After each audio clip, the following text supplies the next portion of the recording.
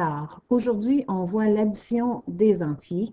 Et pour commencer, on va voir une petite révision de termes qu'on a appris en septième année. Alors, premier terme, c'est quoi un entier? Eh bien, un entier, c'est un nombre qui n'est pas suivi de décimales.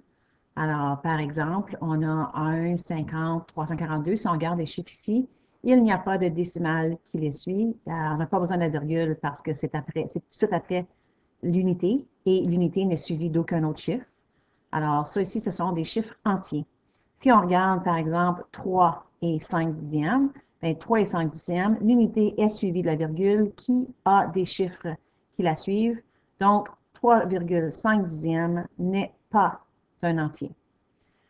Ce qu'il faut savoir aussi, c'est que les entiers peuvent être positifs et ils peuvent aussi être négatifs. Moins 20, moins 8, moins 4 sont aussi des entiers. Moins 50, moins 342, des entiers.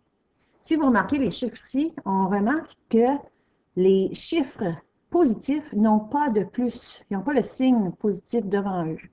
La raison pour ceci, c'est que c'est sous-entendu. Un chiffre positif, on sous-entend qu'il est toujours un chiffre qui n'a pas, je m'excuse, qui n'a pas de symbole, on sous-entend que c'est un chiffre positif. Alors, c'est très, très important de toujours mettre le symbole quand le chiffre est négatif. Donc, ça, c'est une des choses qu'on a déjà appris.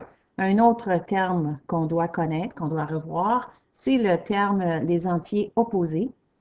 Alors, les entiers opposés, si on regarde nos deux petits garçons ici, c'est le même petit garçon, mais il s'en va dans deux directions différentes. Mais c'est ce qui arrive avec nos entiers opposés. Exemple ici, on a plus 2 et moins 2.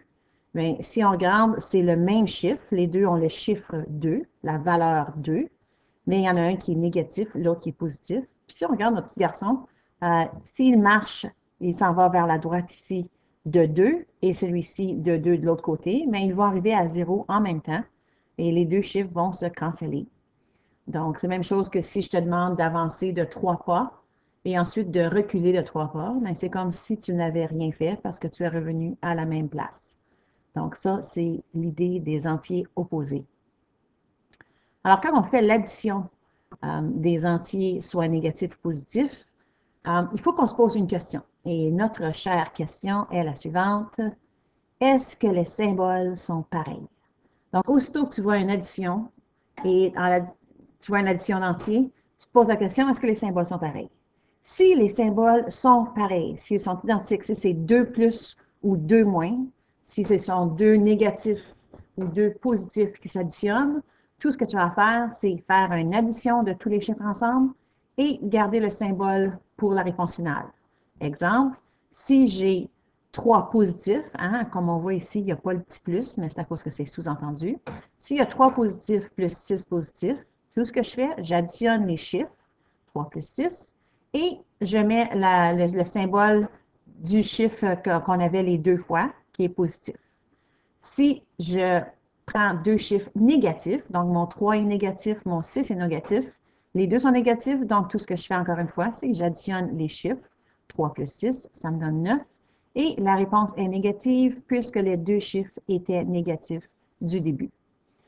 Par contre, si les entiers ont des symboles différents, si tu as un négatif et un positif, tu dois donc soustraire.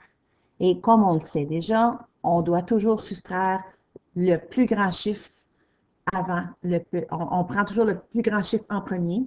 Donc, on soustrait toujours le plus petit chiffre du plus grand chiffre.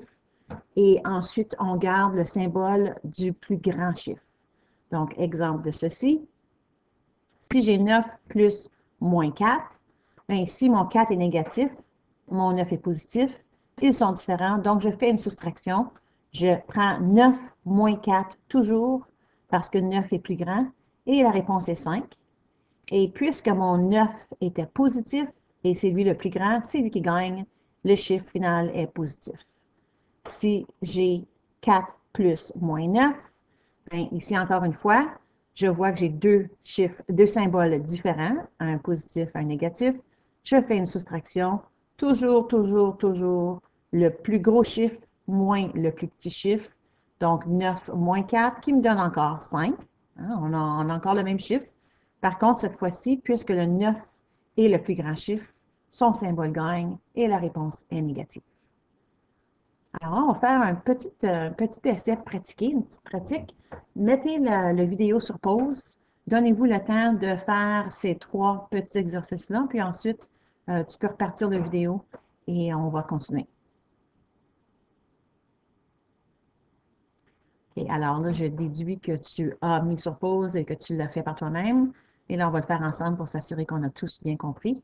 Alors, si j'ai 4 plus moins 8, j'ai un positif et un négatif.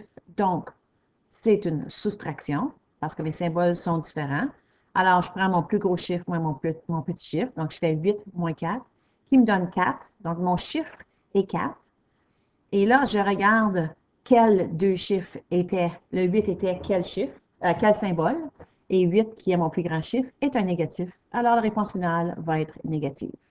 La réponse finale va être moins 4. Même chose ici. Si j'ai moins 7 plus moins 8, bien, moins 7, c'est négatif, moins 8, c'est négatif. Alors, les symboles sont identiques. Alors, on additionne 7 plus 8, qui nous donne 15. Et là, on vérifie quel était le symbole. On choisit le symbole qui était là pour les deux. Et c'était 2 négatifs, donc la réponse va être négative, qui va être moins 15. Finalement, si j'ai moins 8 plus 20, encore une fois, je regarde mes symboles et mes symboles sont différents. Donc, c'est une soustraction. Et je fais toujours le plus grand chiffre moins le petit chiffre. Donc, 20 moins 8 me donne 12. Et je regarde mon grand chiffre, mon 20, quel est son symbole? Mon 20 est un positif. Alors, la réponse finale va être positive et la réponse va être 12. Merci.